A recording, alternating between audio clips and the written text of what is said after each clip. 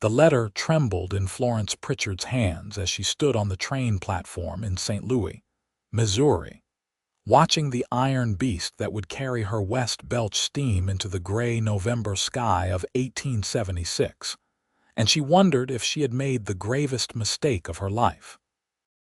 She clutched her small carpet bag tighter, feeling the weight of everything she owned pressing against her hip. The advertisement had been clear enough when she had responded 3 months ago.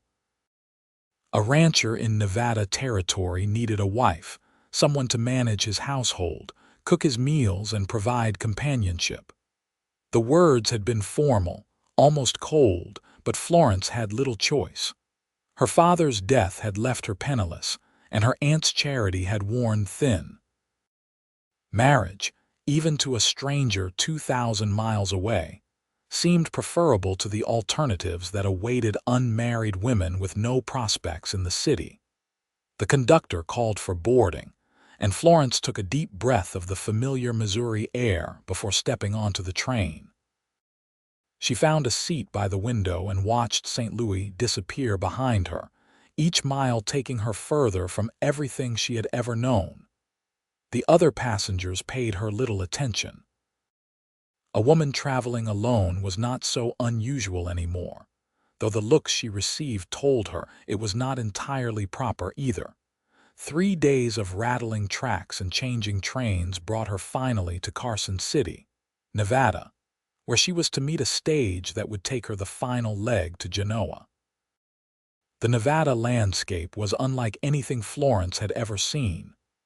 Brown mountains rose in the distance, their peaks dusted with early snow.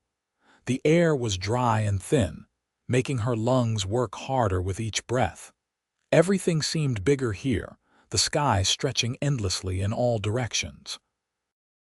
The stage to Genoa held only 4 passengers besides herself. 2 miners heading to work claims in the mountains, a businessman whose suit was covered in trail dust, and an older woman who introduced herself as Mrs. Sarah Kempton. Sarah had kind eyes that crinkled at the corners when she smiled. "First time in Nevada?" Sarah asked, and Florence nodded. "I am meeting someone in Genoa," Florence said carefully. "Ah." Sarah's knowing look told Florence she understood exactly what kind of meeting this was. "Well, Genoa is a decent town. Settled by Mormons originally, though there are all kinds now. Who are you meeting, if you do not mind my asking?" "A Mr. Randall Wright. He owns a ranch outside of town." Sarah's face brightened immediately. "Randall Wright? Well, you are a fortunate woman, dear. I know Randall. Good man. Fair and honest. His ranch is one of the most successful in the valley. Lost his parents to fever about 2 years back. Been running the place himself since then." Florence felt some of the tension ease from her shoulders. At least she was not heading into complete uncertainty. "What is he like?" "Quiet," Sarah said thoughtfully. "Hardworking. Treats his ranch hands well, which tells you plenty about a man's character. He comes to town for supplies every few weeks. Always polite, always pays his debts. You could do far worse, my dear." The stage rolled into Genoa just as the sun began its descent toward the Sierra Nevada mountains to the west. The town was small but tidy, with wooden buildings lining a main street. Florence could see a general store, a hotel, a blacksmith, and what looked like a saloon. Mountains rose dramatically on both sides of the valley, creating a sense of being cradled by the land itself. The stage stopped in front of the hotel, and Florence's heart began to hammer in her chest. She had no idea what Randall Wright looked like. The letters they had exchanged had been practical, discussing arrangements and expectations. But he had never sent a photograph. As the driver helped her down from the stage, Florence saw a man standing near a wagon, his hat in his hands. He was tall and lean, with dark hair that needed cutting and sun-bronzed skin that spoke of years working outdoors. He wore clean denim pants, a blue cotton shirt, and a leather vest. His boots were worn but well maintained. When their eyes met, Florence noticed his were a striking gray-blue, like storm clouds over water. "Miss Pritchard." His voice was deep and quiet. "Mr. Wright." Florence tried to keep her voice steady.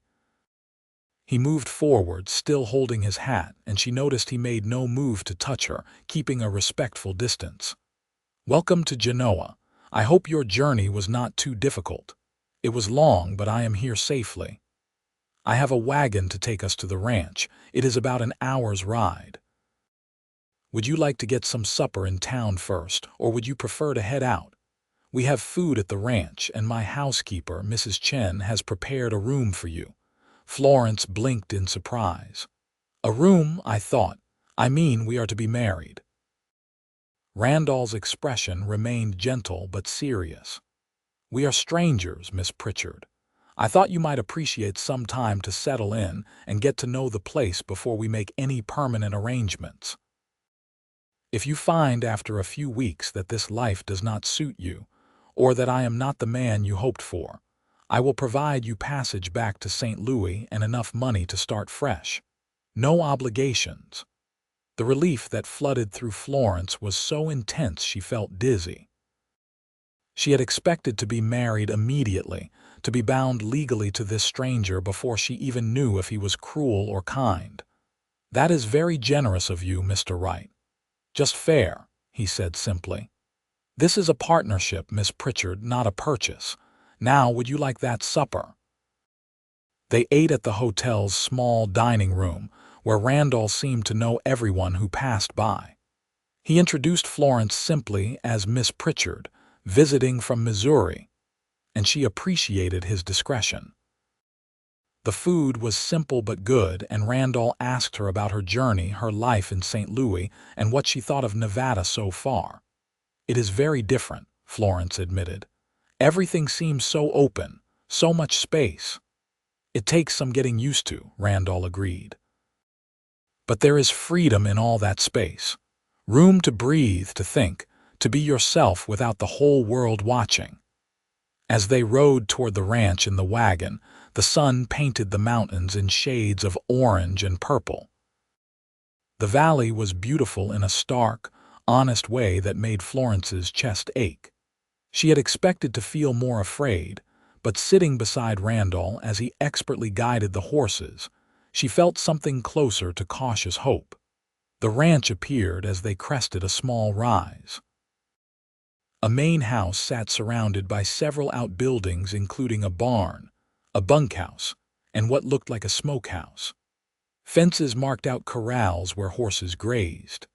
The house itself was larger than Florence had expected, built of wood with a wide porch that wrapped around the front and side. "My father built it with expansion in mind," Randall said, noticing her expression.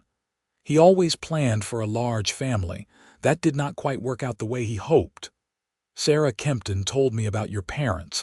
I am sorry for your loss. Thank you." He pulled the wagon up to the house. "They would have liked you, I think. My mother especially. She believed strongly that women had just as much right to opinions and decisions as men did. Made my father a better man, and me too, I hope." Before Florence could respond, the front door opened and a small, efficient-looking Chinese woman emerged, wiping her hands on her apron. She looked to be in her 50s, with sharp, intelligent eyes. "Mrs. Chen, this is Miss Pritchard. Miss Pritchard, Mrs. Chen manages the household and has forgotten more about running a ranch than I will ever know." Mrs. Chen gave a slight bow. "Welcome, Miss Pritchard. I have your room ready. You must be tired from traveling." "I am, thank you." Randall carried Florence's carpetbag inside, and she found herself in a spacious main room with a large fireplace, comfortable furniture, and windows that looked out toward the mountains. Everything was clean and well-maintained, but there was a certain masculine simplicity to it that spoke of a house without a woman's touch for too long. Mrs. Chen led Florence down a hallway to a bedroom that was larger than the entire room she had shared with two other girls at her aunt's house in St. Louis. A real bed with a thick mattress and colorful quilts dominated the space. A washstand with a porcelain basin sat in one corner, and a wardrobe stood ready for the few clothes she had brought. "There is water in the pitcher," Mrs. Chen said. "Fresh towels in the drawer. Breakfast is at 6, but if you need to sleep later tomorrow, that is fine. I will save you something." "Thank you, Mrs. Chen. This is lovely." The older woman smiled slightly. "Mr. Randall is a good man, fair employer, fair in all things, you will see." She left, closing the door quietly behind her. Florence sat on the bed, springs creaking slightly under her weight, and looked around the room that was entirely hers. No one to share with, no one to answer to. The window showed the last light fading from the sky, stars beginning to emerge in numbers she had never seen in the city. She unpacked her few belongings, hanging her 2 spare dresses in the wardrobe and placing her brush and mirror on the washstand. Her mother's Bible went on the small table beside the bed. She washed her face and hands, changed into her nightgown, and slid between sheets that smelled of soap and sunshine. Despite her exhaustion, sleep did not come immediately. Too many thoughts chased each other through her mind. What had she gotten herself into? What did Randall really expect of her? What would her life be like here in this strange, beautiful valley? Morning came with the sound of roosters crowing and men's voices calling to each other outside. Florence dressed quickly in her blue calico dress and braided her brown hair into a simple plait. She found the kitchen by following the smell of coffee and bacon. Mrs. Chen was at the stove, and Randall sat at a large wooden table with 2 other men who stood politely when Florence entered. "Good morning," Randall said. "I hope you slept well. These are 2 of my ranch hands, Tom Berkeley and James Hoffman." "Tom, James, this is Miss Pritchard." Both men nodded respectfully. They were young, probably in their 20s, with the same weathered look as Randall. "Pleased to meet you, miss," Tom said. James just nodded again, his ears turning red. "Miss Pritchard," Randall continued as Mrs. Chen set a plate of eggs, bacon, and biscuits in front of her. "I thought today you might like to see the ranch, get your bearings. Mrs. Chen can show you around the house and outbuildings. Tomorrow, if you are feeling up to it, I can take you into Genoa properly, introduce you to more folks." "That sounds good, thank you." The men finished their breakfast quickly and headed out to start the day's work. Randall paused at the door. "If you need anything at all, just ask Mrs. Chen. I will be working with the horses in the north pasture today." After he left, Mrs. Chen poured Florence more coffee and sat down across from her. "You are wondering what you have gotten into, yes," Florence smiled despite herself. "Is it that obvious? You are not the first mail-order bride to come west with fear in your eyes, but you are lucky. Mr. Randall is not like some men. He sees people as people, not property. His mother taught him that." "What was she like?" Mrs. Chen's face softened. "Strong, kind. She hired me when other people would not hire Chinese. Her husband, he was not sure at first, but she told him, a person's character is not in their face but in their actions. So he gave me a chance. I have been here 15 years now. They sound like good people. They were. And they raised a good son." Mrs. Chen stood. "Come, I will show you everything. Then you can decide what you want to do here. Mr. Randall, he said you should not be a servant in your own home. You are to be his wife, his partner. So you should know how everything works, but you do not have to do everything yourself. That is what he pays me for." The house was even larger than Florence had realized. Besides the main room and kitchen, there were 4 bedrooms, a study filled with books and ranch records, and a separate room that Mrs. Chen called the washing room, where laundry was done. The outbuildings included the barn, which housed dairy cows, workhorses, and chickens, the bunkhouse where Tom, James, and 2 other ranch hands lived, a smokehouse, a root cellar, and a workshop where tools were mended and maintained. The ranch is 2,000 acres, Mrs. Chen explained as they walked. Mostly cattle, some horses. Mr. Randall breeds horses, trying to create good working stock. It is his passion. The cattle bring in steady money, but the horses, those are his dream. They were standing by the fence of a corral watching a group of horses graze when Randall rode up on a beautiful chestnut mare. He dismounted smoothly and led the horse to where they stood. "This is Copper," he said, stroking the mare's neck. "She is my best breeder. Smart, strong, gentle temperament, the kind of horse that can do ranch work but would not hurt a child." "She is beautiful," Florence said, reaching out tentatively. "Go ahead, she likes attention." Randall guided Florence's hand to Copper's nose. The horse's breath was warm and soft against her palm. "I have never been this close to a horse before," Florence admitted. Randall looked surprised. "Never? Well, if you are going to live on a ranch, you should learn to ride. Would you like me to teach you?" "I would like that very much." Over the following days, a routine began to establish itself. Florence would wake early, have breakfast with Randall and whoever was working close to the house that day, and then spend her mornings learning about the ranch. Mrs. Chen taught her how to make bread, how to preserve food, how to manage the supplies that kept a ranch running. Randall taught her about horses, showing her how to approach them, how to read their moods, how to sit in a saddle. Florence proved to be a quick learner.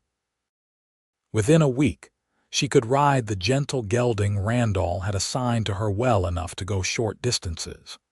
Within 2 weeks, she was helping Mrs. Chen with the household accounts, her education in St. Louis proving useful in managing the ranch's finances. What surprised Florence most was how much freedom she had. Randall never told her what to do. He would ask if she wanted to help with something or if she had time to look over some figures, but he never demanded. When she expressed interest in seeing how the cattle were managed, he arranged for one of the ranch hands to show her. When she mentioned missing books, he took her to his study and told her to read anything she liked. They spent their evenings in the main room, Randall working on ranch records or mending tack while Florence read or sewed. Sometimes they talked, conversations that ranged from the practical matters of ranch life to deeper topics like books, politics, and dreams for the future. Florence found herself looking forward to these quiet hours more than anything else in her day. "You are different than I expected," Florence said one evening about 3 weeks after her arrival. They were sitting by the fire, a November storm howling outside. Randall looked up from the bridle he was oiling. "Different how? You treat me like an equal, like my thoughts and opinions matter. Most men do not think that way." "Most men are fools then." He set down the bridle. "My mother used to say that God did not make half the human race stupid just to serve the other half. She said that any man who needed to make someone else small to feel big was no man at all. I believe that. Your mother sounds like she was an extraordinary woman." "She was. She ran this ranch just as much as my father did. She could rope a calf, birth a foal, and balance the books all in the same day. When she died, we did not just lose her. We lost half the ranch's brain." Florence set down her sewing. "Is that why you wanted a wife, to replace what she did?" Randall was quiet for a moment, staring into the fire. "At first, maybe. I thought I needed someone to fill that role. But as I thought about it more, I realized I did not want to replace my mother. I wanted a partner, someone to build a life with. Someone who would choose to be here, not be forced into it." "Is that why you gave me the option to leave?" "Yes. A partnership only works if both people want to be there." Florence's heart was beating faster. "What if I want to stay? What if I want this to be real?" Randall turned to look at her directly, his gray-blue eyes intense in the firelight. "Do you want to stay, I mean?" "I think I do." These past weeks have been the happiest I can remember. I feel useful here. Valued, I feel like I matter.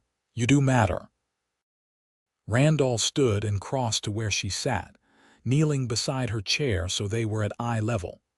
Florence, I know we started this arrangement for practical reasons, but I have come to care for you, not as a housekeeper or a replacement for my mother, but as yourself.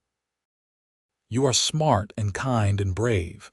You came 2,000 miles to marry a stranger, and you have faced every challenge here with courage. I would be honored if you would stay as my wife, as my partner in all things. Florence felt tears prick her eyes. I want to stay, Randall. I want to build a life here with you. He reached up and gently wiped a tear from her cheek. May I kiss you? She nodded, and he leaned in slowly, giving her every opportunity to pull away. When his lips met hers, it was gentle and sweet, full of promise and possibility. They were married a week later in Genoa's small church, with Mrs. Chen and Sarah Kempton as witnesses. Florence wore a new dress that Sarah had helped her make, pale blue with white lace at the collar. Randall wore his Sunday suit, his hair freshly cut, his eyes never leaving Florence's face during the ceremony. The town turned out for the wedding, and Florence was overwhelmed by the warmth of her reception. These frontier people, who had seemed so strange and distant when she first arrived, welcomed her as one of their own. There was a party at the hotel afterward, with music and dancing and more food than Florence had seen since before her father died. As they danced, Randall held her close and whispered, "Are you happy?" "Happier than I ever thought possible," she answered honestly. They returned to the ranch as husband and wife, and that night in the room that had been Randall's parents', they came together with tenderness and care. Randall was patient and gentle, making sure Florence felt safe and cherished. She had heard horror stories from other women about wedding nights, but this was nothing like those tales. This was two people who cared for each other choosing to express that care physically. Winter settled over the valley, bringing snow and cold winds. Florence had worried that she might feel trapped by the isolation, but instead, she found peace in it. She and Randall grew closer, learning each other's rhythms and habits. They worked side by side during the day and talked long into the nights. She taught him to appreciate poetry, reading aloud while he worked on small repairs by the fire. He taught her about the land, about reading weather signs and understanding the seasons. Mrs. Chen became not just an employee but a friend, sharing recipes from her childhood in China and listening to Florence's stories about growing up in Missouri. Tom and James and the other ranch hands accepted Florence as the lady of the house, coming to her when they needed supplies or had concerns about the work. But it was Randall who filled Florence's days with joy. She loved watching him work with the horses, his movements confident and sure. She loved the way his face lit up when she brought him lunch in the fields. She loved falling asleep in his arms and waking up beside him each morning. Spring brought new life to the ranch. Calves were born, foals took their first wobbly steps, and the mountains shed their snow in rushing streams that fed the valley. Florence discovered she was pregnant in April, her courses stopping and a persistent nausea in the mornings confirming what she had suspected. She told Randall one evening as they sat on the porch watching the sunset, "I am going to have a baby." He went very still beside her. "A baby? Are you sure?" "As sure as I can be without a doctor confirming it. Mrs. Chen says all the signs are there. She has helped deliver enough babies to know." Randall pulled her into his arms, holding her tightly. "A baby, our baby. Florence, this is wonderful. Are you happy about it?" "I am. Are you?" "I am terrified and thrilled in equal measure. I want to be a good father. I want to give our child what my parents gave me." "You will be a wonderful father. I have seen you with the animals, how patient and gentle you are. and I know how much you value fairness and kindness. Our child will be lucky to have you." They rode into Genoa the next day to see the doctor, who confirmed the pregnancy and told Florence she was about 3 months along. The baby would come in late October or early November. The news spread through the town quickly, and Florence found herself on the receiving end of congratulations and advice from every woman she met. The summer was hot and long, and Florence's belly grew round. Randall became even more protective, worrying about her doing too much work. Florence had to remind him regularly that she was pregnant, not fragile. "Women have been having babies since the beginning of time," she told him one afternoon when he tried to prevent her from hanging laundry. "I am perfectly capable of normal tasks. I know, I just worry." "Worry less, trust more. I will tell you if I need help." But his concern came from love, and Florence could not truly be annoyed with him for it. He was already preparing a nursery in one of the spare rooms, building a cradle from oak wood and sanding it smooth so there would be no splinters. He was carving animals into the headboard, each one perfect and detailed. In September, as the weather began to cool, Florence woke one night to find Randall awake beside her, staring at the ceiling. "What is wrong?" she asked quietly. "I am scared," he admitted. "My mother died of fever, but I have heard too many stories of women dying in childbirth. What if something goes wrong? What if I lose you?" Florence took his hand and placed it on her belly where the baby was moving. "Feel that. That is your child, strong and active, and I am strong too. I survived losing my father, leaving my home, traveling 2,000 miles to marry a stranger. I can survive bringing our baby into this world. You are right. I am sorry. Do not be sorry for caring. Just have faith. In me, in our baby, in the life we are building together." The baby came on a cold October evening, arriving 2 weeks earlier than expected. Florence's labor was long and difficult, lasting through the night and into the next day. Mrs. Chen stayed by her side the entire time, offering comfort and encouragement. The doctor came from town, and Randall paced the main room, wearing a path in the floorboards. When the baby's first cry finally rang out, Randall rushed to the bedroom. Florence lay exhausted against the pillows, her hair damp with sweat, but she was smiling. Mrs. Chen was wrapping the baby in a clean blanket. "You have a son," Mrs. Chen said, placing the infant in Florence's arms. Randall sat on the edge of the bed, staring at the tiny face peeking out from the blanket. The baby had a shock of dark hair and was howling lustily. "He is beautiful." "You are beautiful. I love you so much. I love you too." Florence looked down at their son. "What should we name him?" "What about William, after your father?" Florence's eyes filled with tears. "He would have been so proud. William Randall, right?" Little William proved to be a healthy, hungry baby who kept them up at nights, but filled their days with joy. Florence had worried that motherhood might feel like a trap, but Randall made sure she never felt alone in the responsibility. He changed diapers, walked the floor with a crying baby, and took the night feedings he could when Florence pumped milk ahead of time. "This is not just your job," he told her. "He is our son. We both raise him." As William grew from an infant to a toddler, the ranch prospered. Randall's horse breeding program was gaining a reputation, with buyers coming from as far as California to purchase his stock. Florence managed the business side, negotiating prices and keeping meticulous records. They were a true partnership, each bringing their strengths to the enterprise. When William was 2, Florence became pregnant again. This time the pregnancy was easier, and in the spring of 1880 they welcomed a daughter they named Margaret, after Randall's mother.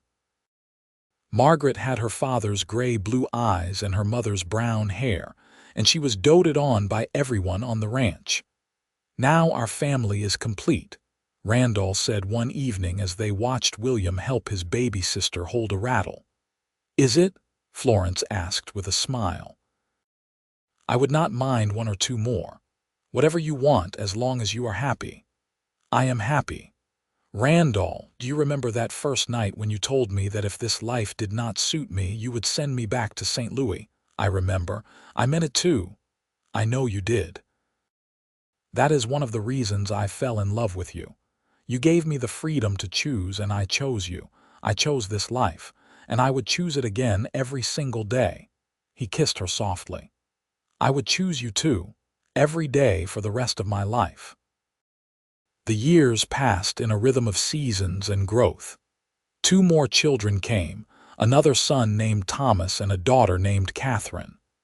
The ranch expanded, and Randall hired more help to manage the increased workload.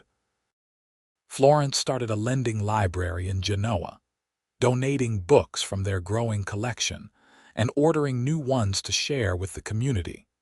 She also began teaching, holding lessons in their home for the ranch children and any others who wanted to learn.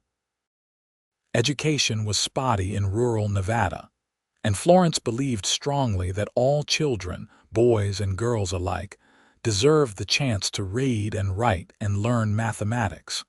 Randall supported her fully, even building a small schoolroom onto the house where she could teach. "You are doing important work," he told her. "These children will remember you for the rest of their lives." William grew into a serious boy who loved the horses as much as his father did. Margaret was adventurous and fearless, always climbing trees and exploring. Thomas was gentle and thoughtful, preferring books to ranching. Catherine was still too young to show much personality beyond a ready smile and a love of music. One afternoon, in the summer of 1886, Florence sat on the porch watching Randall teach William how to gentle a young colt. William was 10 now, tall for his age and responsible. The colt was skittish, but William moved slowly, speaking softly, just as his father had taught him. Eventually, the colt accepted the halter and allowed William to stroke his neck. Margaret, now 6, was helping Mrs. Chen in the garden, though helping mostly meant eating as many berries as she picked. Thomas, 4, sat beside Florence reading from a primer. Catherine, just 2, napped in Florence's lap. Mrs. Chen came up the porch steps, wiping her hands. She was older now, her hair completely gray, but she was still energetic and sharp. "That Margaret, she is going to be trouble when she grows up," Florence laughed. "She already is trouble." "Good trouble, though. A girl should have spirit, I agree. I want my daughters to grow up knowing they can do anything, be anything." "They will. You and Mr. Randall are teaching them that every day." As the sun set that evening, painting the valley in shades of gold and rose, the whole family gathered for dinner. It was a noisy, chaotic affair with 4 children, but Florence loved every moment. This was what she had dreamed of in those early uncertain days, though she had not known it then. A family built on love and respect, a partnership that honored both people equally, a home where everyone was valued. After dinner, after the children were bathed and put to bed, Florence and Randall sat on the porch as they often did. The summer air was warm and sweet with the smell of grass and flowers. "You ever regret it?" Randall asked suddenly. "Regret what?" "Coming here. Marrying me, this life." Florence took his hand, intertwining their fingers. "Not for a single moment. You gave me something precious, Randall. You gave me choice. You gave me respect. You gave me equality in a world that tells women they are less. And you gave me love, true love, the kind that grows stronger every year. How could I regret that? I am the lucky one. You took a chance on a stranger. You built this life with me. You made this house a home. We made it together. That is what partnership means." They sat in comfortable silence, watching the stars emerge one by one in the darkening sky. Somewhere in the distance, a coyote called, and the horses in the corral moved restlessly.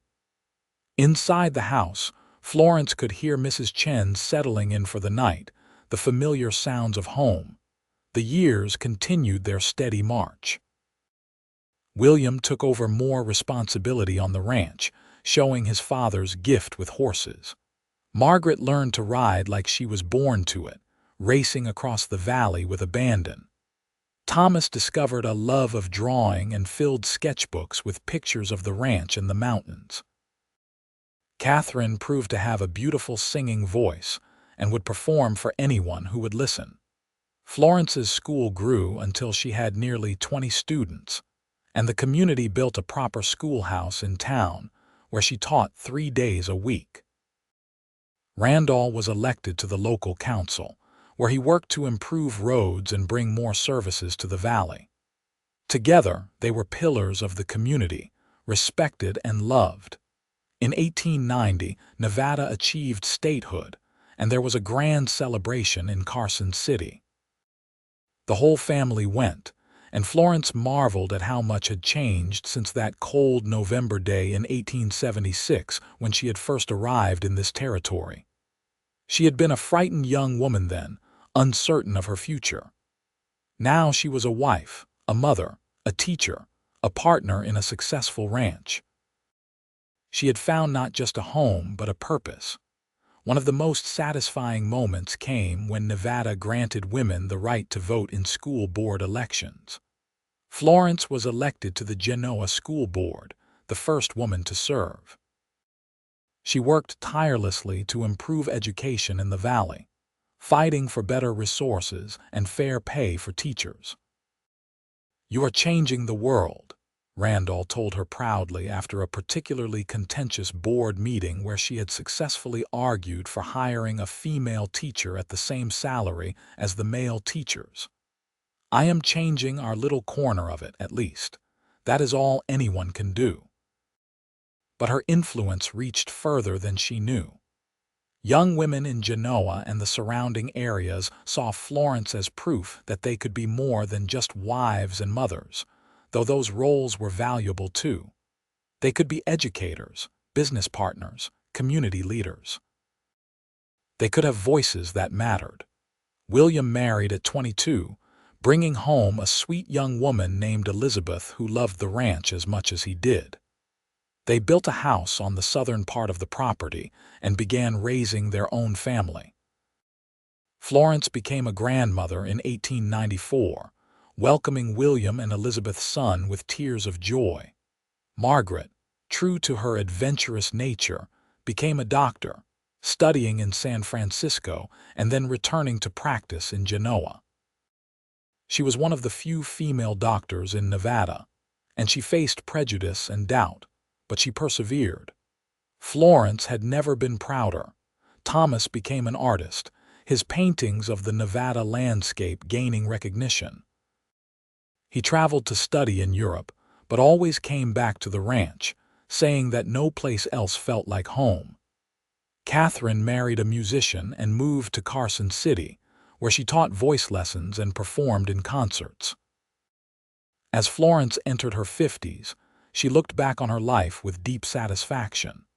She and Randall had built something lasting, not just a successful ranch, but a family rooted in love and respect. They had raised children who knew their worth and pursued their dreams. They had contributed to their community and made the world a little better. Randall's hair had gone silver, and Florence had lines around her eyes from years of squinting in the bright Nevada sun, but they were still deeply in love. They still sat on the porch in the evenings, still talked for hours, still reached for each other in the night. "I got your letter, you know," Randall said one evening as they celebrated their 25th wedding anniversary. "The one you sent back before you came. Do you remember what you wrote?" "Not really, it was so long ago." "You wrote that you were willing to work hard and hoped for a kind employer, an employer. You thought you were coming to be a servant," Florence laughed. "I did. I had no idea what I would really find." "What did you find?" "I found equality. I found respect. I found love. I found myself." Randall pulled her close. "I found all of that too. You made me a better man, Florence. You challenged me, supported me, loved me. You are the best decision I ever made, even though you gave me the option to leave, especially because of that. Real love cannot be forced or bought. It has to be freely given. You gave me that gift. They renewed their vows that day, surrounded by their children and grandchildren, with half the town in attendance. It was a celebration not just of their marriage, but of the life they had built together, of the values they had lived and passed on. Mrs. Chen, now in her 70s and officially retired though she still insisted on cooking for special occasions, wiped tears from her eyes as she watched. "I told you," she said to Florence later. "I told you that first morning that Mr. Randall was a good man. Did I not tell you? You did. You were right about everything." "I am always right," Mrs. Chen said with a smile. "You should know that by now." As the century turned, as the wild frontier of Florence's youth became more settled and civilized, the Wright Ranch remained a constant. Randall trained his grandson in the horse breeding business that had been his life's work. Florence continued teaching, though now she focused on adult education, helping immigrants learn to read and write English. They added to the house over the years, creating space for family gatherings. The dining table could seat 20, and it was regularly filled with children, grandchildren, and friends. The walls were covered with Thomas's paintings and photographs of the family. The bookshelves overflowed with volumes that Florence had collected and loved. In their 60s, Randall and Florence took a trip back to St. Louis, visiting the city where Florence had started her journey west. The city had grown and changed, but so had Florence. She walked the streets where she had once felt so lost and afraid, and she felt only gratitude for the path that had led her away. "I was so scared," she told Randall as they stood at the train station where she had departed all those years ago. "I thought I was giving up everything." "What did you give up?" "Nothing that mattered. I gained everything that did." They returned to Nevada, to the valley that had become home, and settled back into their rhythm. Randall's joints ached more now, and Florence tired more easily, but they still worked side by side. The ranch was mostly run by William and his sons now, but Randall consulted on the horses, and Florence kept the books. Their 50th wedding anniversary in 1927 was a grand affair. The governor of Nevada attended, along with what seemed like half the state. Florence and Randall stood together, his arm around her waist, her head on his shoulder, and accepted the accolades and well wishes with grace. But the real celebration came later, when the crowds had gone, and they were alone in the house where they had spent their married life. They sat by the fire as they had so many thousands of evenings before, and simply enjoyed being together. 50 years, Florence said softly. "Half a century. Best 50 years of my life. Would you do it again? Every moment, every joy, every challenge, every change, all of it with you." Randall kissed her forehead. "I love you, Florence Wright. I have loved you since that first evening when you asked what I expected and I saw the fear in your eyes. I knew then that I wanted to take that fear away, to show you that life could be different. You did. You showed me that love is not about control or ownership. It is about partnership and respect and choosing each other every day." They had 7 grandchildren now and 3 great-grandchildren, with more on the way. The Wright name was known throughout Nevada, associated with quality horses, successful ranching, and community service. But more than that, it was associated with integrity and fairness. Florence lived to see women get the right to vote in all elections, watching with pride as Nevada women cast their ballots. She voted in every election, feeling the weight and privilege of the act. Randall always went with her, equally proud of her participation. As they entered their 70s, they began to slow down more noticeably. Randall's heart was not as strong as it had been, and Florence's eyesight was failing. But they still had each other, and that was what mattered most. They spent their days quietly now, receiving visits from children and grandchildren, watching the ranch continue under William's capable management, and enjoying the simple pleasures of a life well lived. They would sit on the porch, holding hands, watching the mountains change color with the light and counting their blessings. When Randall died peacefully in his sleep in 1932 at the age of 78, Florence mourned deeply but without regret. They had been married for 56 years and had spent nearly every day of those years together. She had loved him fully and been fully loved in return. Not many people could say that. She lived another 5 years, surrounded by family, still teaching the occasional class, still managing the scholarship fund she had established to help young people pursue education. Her mind stayed sharp even as her body weakened. On a warm October evening in 1937, Florence sat on the porch of the ranch house with her great-granddaughter, a bright girl of 10 named Florence after her. Young Florence was full of questions about the old days, about what it was like when her great-grandmother first came to Nevada. "Was it scary?" the girl asked. "Very scary," Florence admitted. "I thought I was coming to be a servant. I thought I would have no freedom, no choices. But Great-Grandpa was nice. Great-Grandpa was more than nice. He was good and fair and kind. He taught me that marriage could be a partnership between equals. He gave me respect and love and freedom.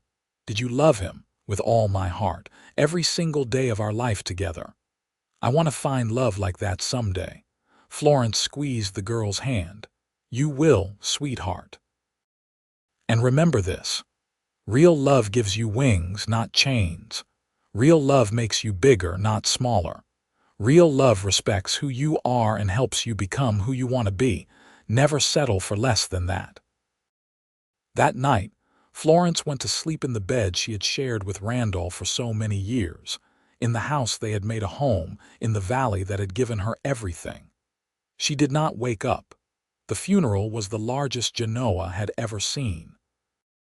People came from all over Nevada to pay their respects to the woman who had touched so many lives. Teachers spoke of her dedication to education. Women spoke of her example of strength and independence. Her children and grandchildren spoke of her love and wisdom.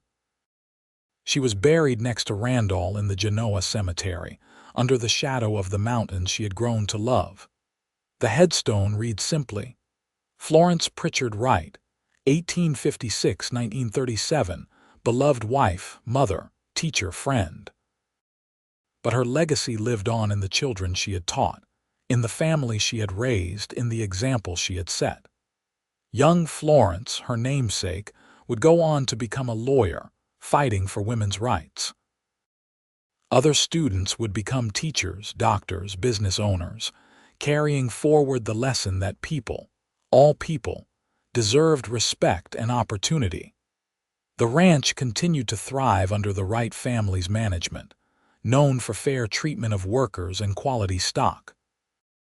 The scholarship fund Florence established still helps students pursue education more than 80 years later. In the end, Florence Pritchard had come to Nevada Territory in 1876 expecting servitude, and found instead equality, respect, and a love that changed everything. She had taken a terrible risk in answering that advertisement, in traveling 2,000 miles to marry a stranger. But that risk had given her a life rich beyond measure. The Wright Ranch still stands in Genoa, Nevada, now run by the 5th generation of the family. On the porch where Florence and Randall spent so many evenings, their descendants still gather to watch the sunset paint the mountains and the stars emerge in the vast Nevada sky. And in the telling of the family's story, in the recounting of how it all began, the lesson remains clear. Love built on equality and respect on freedom and choice, on partnership and mutual honor, is love that lasts not just for a lifetime but for generations. Florence had thought she was coming west to serve, but instead she found the truest kind of freedom. And in finding it, she helped create it for countless others. The cowboy who met her at the stage in Genoa had given her the greatest gift possible, the right to choose her own life. And she had chosen love, chosen partnership, chosen him. Together they had built something beautiful and lasting, a legacy of respect and equality that would echo down through the years, touching lives they would never know. In the quiet Nevada Valley, where the mountains stand eternal and the stars shine bright, the story of Florence and Randall Wright lives on, a testament to the power of treating others with dignity, of building partnerships on equality, and of choosing love freely given over duty demanded. It is a story of the Wild West, but more than that, it is a story of what it means to truly honor another person, to see them as an equal, and to build a life together on that foundation. And that story, that truth, that lesson endures.